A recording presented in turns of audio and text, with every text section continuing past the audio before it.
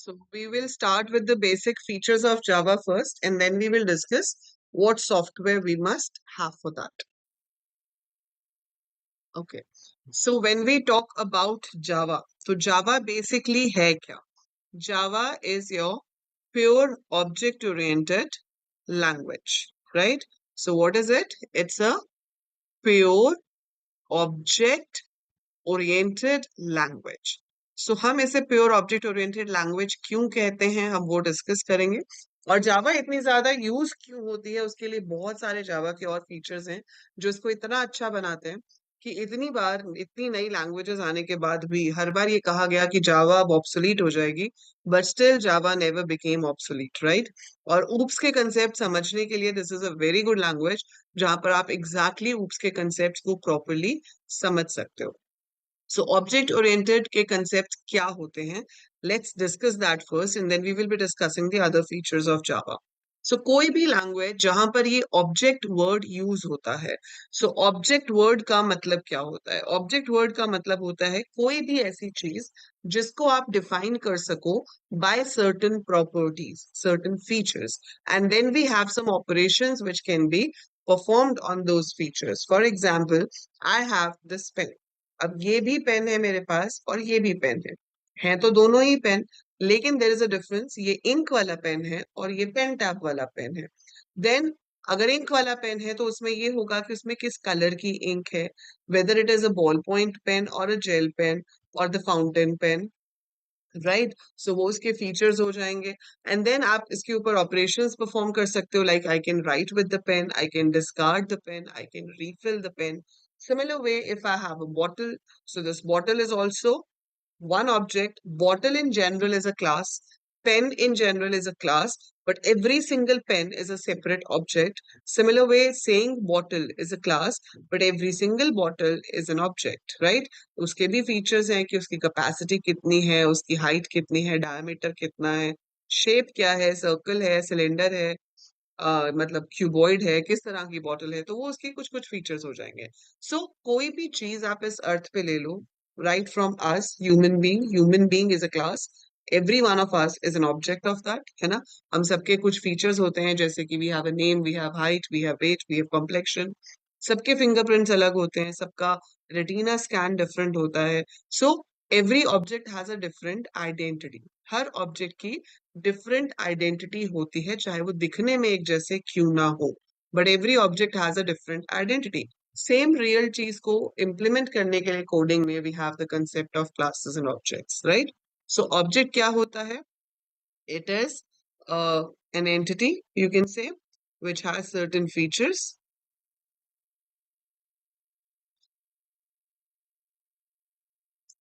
and operations to perform on those features, right? तो वो आपका ऑब्जेक्ट हो गया। पर ऑब्जेक्ट बनाने के लिए किसी भी प्रोग्रामिंग लैंग्वेज में हम बनाते हैं क्लासेस। सो क्लास क्या होती है? आप कह सकते हो इसको एज अ जनरल डिस्क्रिप्शन, और you can call blueprint for similar type of object.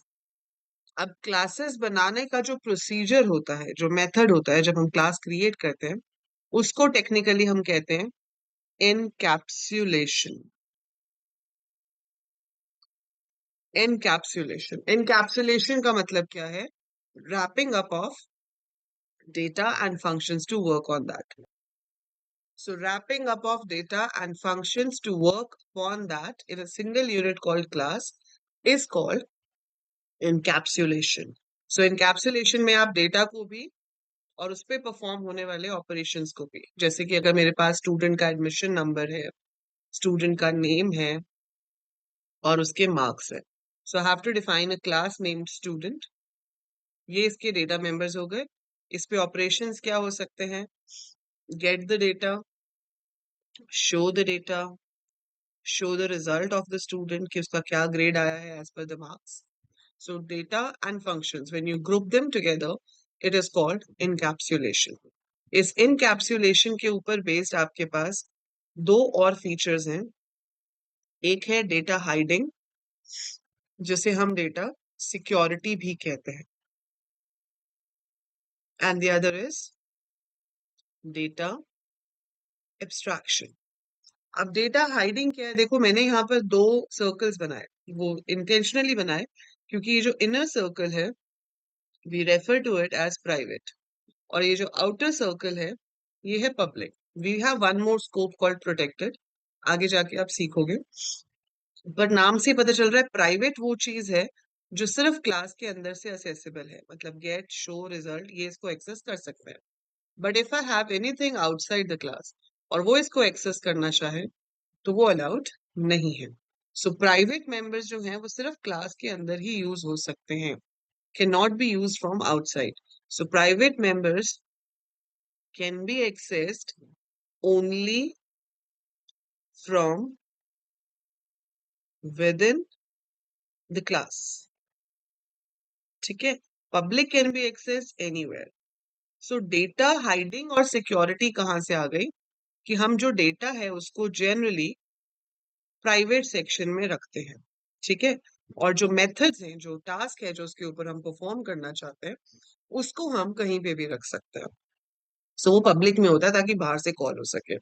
So since data is kept in the private section, that's why we call it data hiding or data security. That only limited operations can be performed on the private data. बाहर से हम उसके ऊपर direct कोई operation perform नहीं कर सकते। अब एब्स्ट्रैक्शन का मतलब क्या होता है? Giving an overview of something. किसी चीज का सिर्फ ओवरव्यू देने को हम एब्स्ट्रैक्शन कहते हैं। जैसे कि मैंने आपको भी बता दिया कि स्टूडेंट क्लास है, उसके अंदर ये तीन फीचर्स होंगे।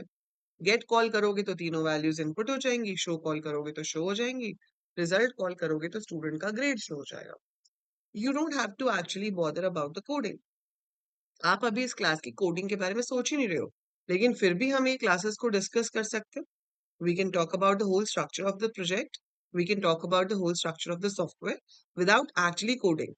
So we are hiding the details, giving an overview of something. That's data abstraction.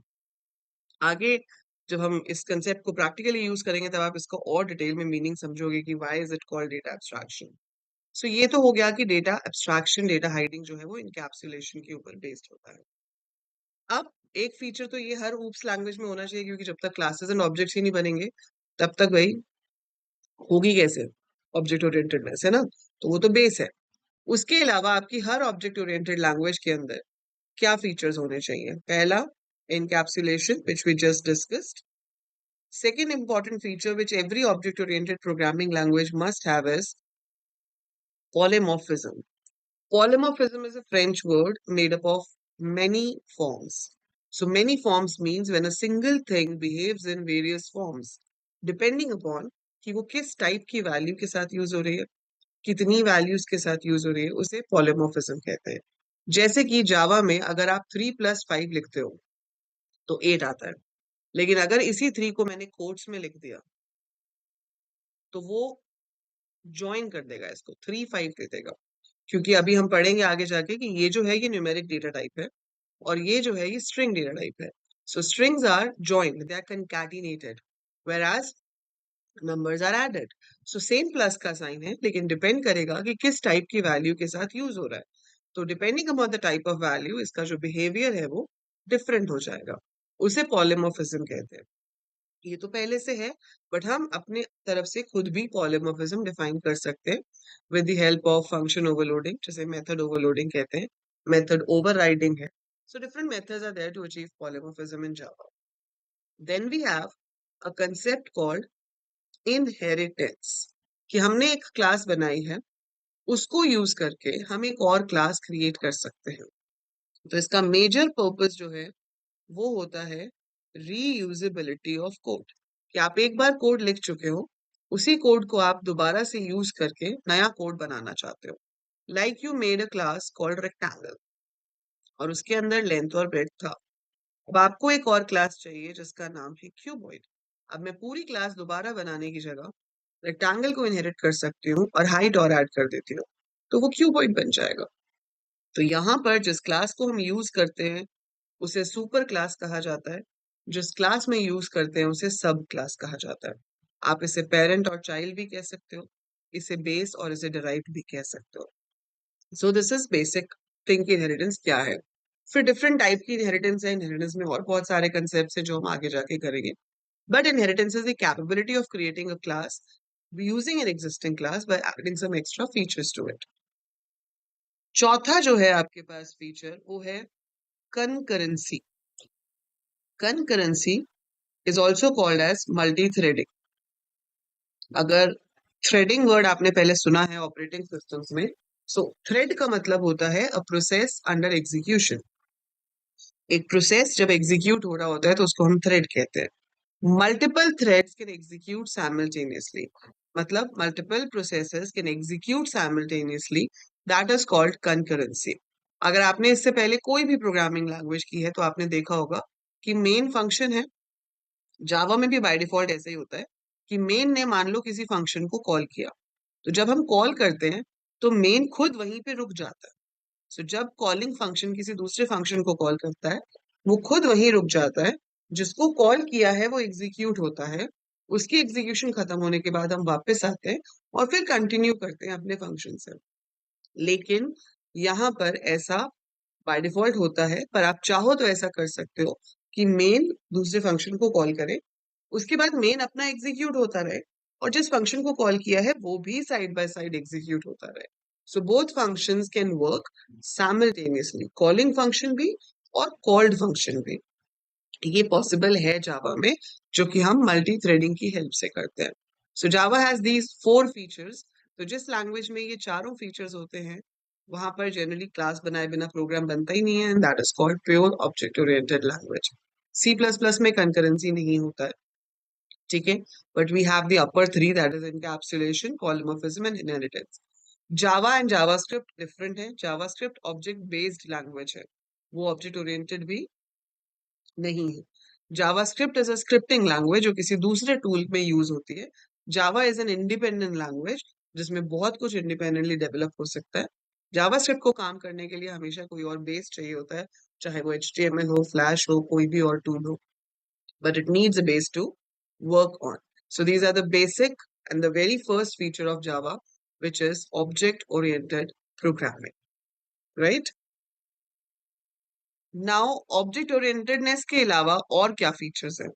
और फीचर्स क्या हैं कि जावा जो है, it is highly portable language. Highly portable क्यों कह रही हूं मैं इसको? Why it is highly portable language? ये हर तरह के सिस्टम, हर तरह के ऑपरेटिंग सिस्टम पे काम करती है, हार्डवेयर सॉफ्टवेयर कोई भी कॉम्बिनेशन। क्यों काम करती है हर तरह के हार्डवेयर सॉफ्टवेयर कॉम्बिनेशन पे? क्योंकि Java is both compiled and interpreted. So Java is both compiled and interpreted language. कैसे? हम जो सबसे पहले प्रोग्राम लिखेंगे वो जावा का प्रोग्राम लिखा जाएगा, ठीक है। वो जाएगा एक कंपाइलर के पास, जो कि उसे एक कोड में कन्वर्ट करेगा, which is called byte code. फिर वो जाएगा एक इंटरप्रेटर के पास, जहां पर आएगा उसका actual machine code, and then that machine code is executed. So Java program compiler से एक बाइट कोड क्रिएट करता है जो कि बनता है एक मशीन के स्टैंडर्ड के हिसाब से, जिसे कहा जाता है Java virtual machine, JVM। It is a universal standard, मतलब हर तरह के कंप्यूटर्स के लिए सेम JVM होता है।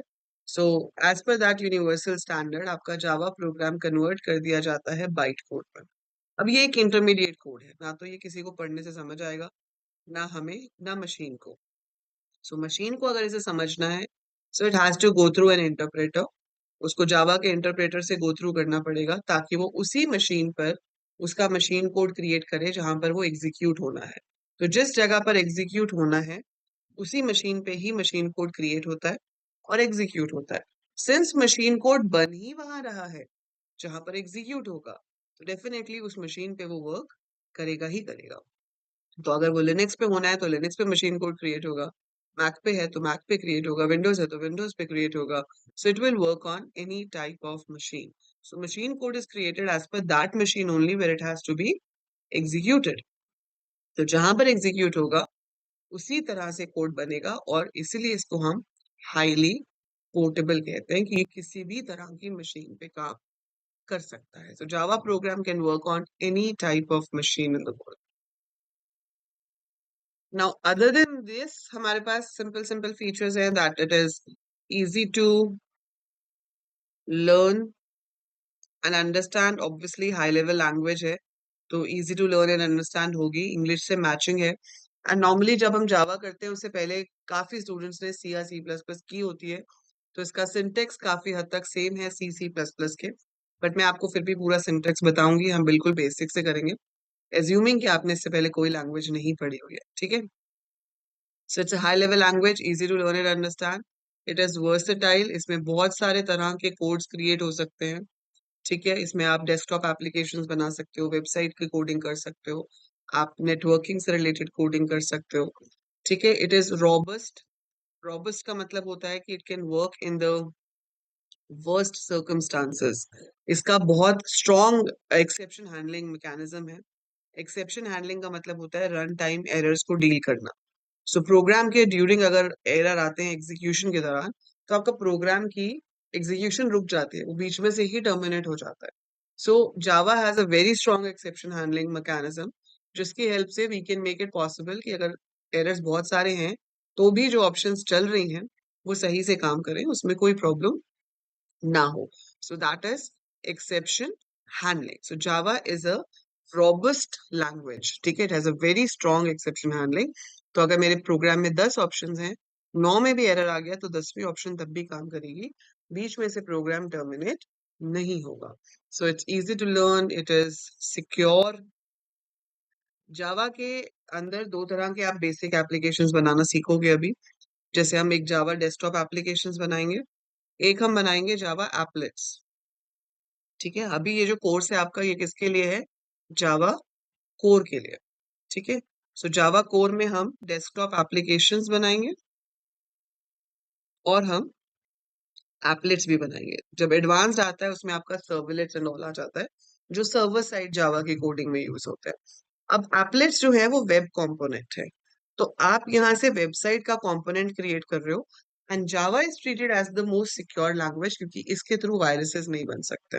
आप दूसरी लैंग्वेजेस के थ्रू वायरस क्रिएट कर सकते हो, लेकिन अगर एक जावा एप्लेट है तो ब्राउजर उसको सबसे सिक्योर पार्ट समझता है, क्योंकि उसके थ्रू क्लाइंट मशीन जो है वो हार्म नहीं हो सकती है. So it's very secure. More over आप डेस्कटॉप एप्लीकेशन बनाते हो तो वो भी बहुत सिक्योर होती है. ठीक है. इसकी कोलैबोरेशन बहुत अच्छे से हो जाती है बहुत सारे डेटाबेसेस के साथ, तो database connectivity is very strong. ठीक है. देन इसमें आप GUI बना सकते हो, ग्राफिकल यूजर इंटरफेस बनता है. सो हमारे पास स्विंग्स हैं. AWT पहले यूज होता था, वी हैव स्विंग्स जिसकी हेल्प से हम बिल्कुल ग्राफिकल स्क्रीन्स बना सकते हैं, मेन्यूज बना सकते हैं. And we can also do event driven programming.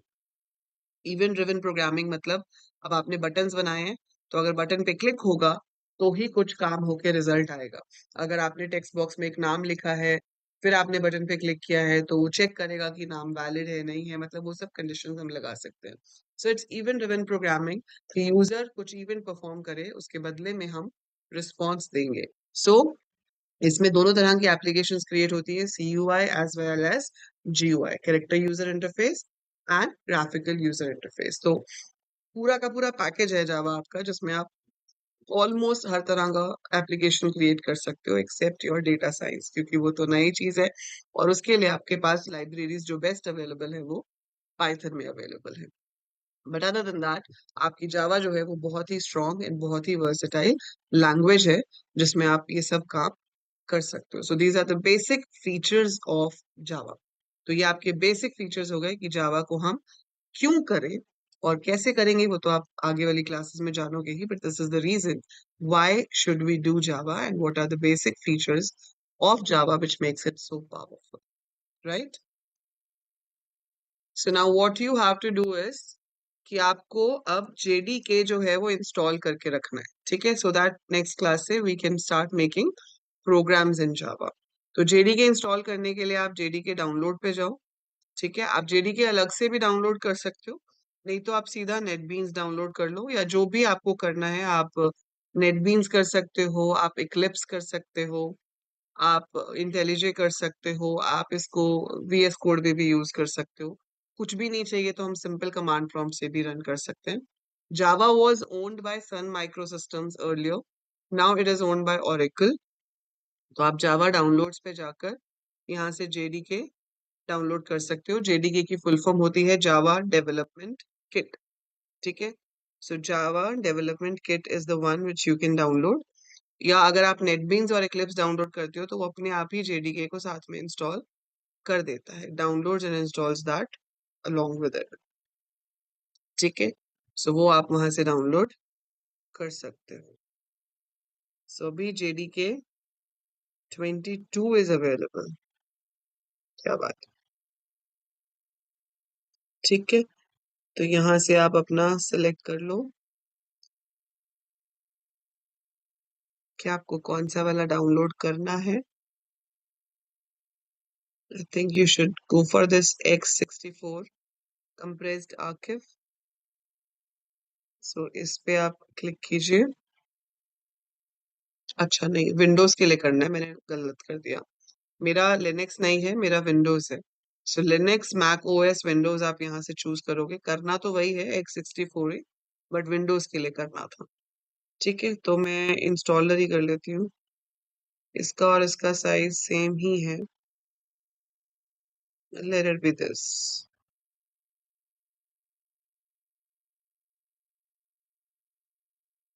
ये नहीं करना, ये वाला करना है, ठीक है। सो ये हमारा इंस्टॉल होगा, वो आपको बस जहां जहां पर ऑप्शंस आएंगी नेक्स्ट नेक्स्ट नेक्स्ट करते जाना है। तो जैसे ये इंस्टॉल होता है वो आप इंस्टॉल करके रखोगे, और इसके आगे का सफर मैं आपको बताऊंगी नेक्स्ट क्लास में, ठीक है। So this is it about Java's features and how to install और how to download your JDK. और नेक्स्ट क्लास में हम करेंगे कि किस तरह से आप एक बेसिक प्रोग्राम बनाते हो, प्रोग्राम का स्ट्रक्चर क्या होता है, कैसे प्रोग्राम एग्जीक्यूट होगा, and all the things related to a basic program in Java.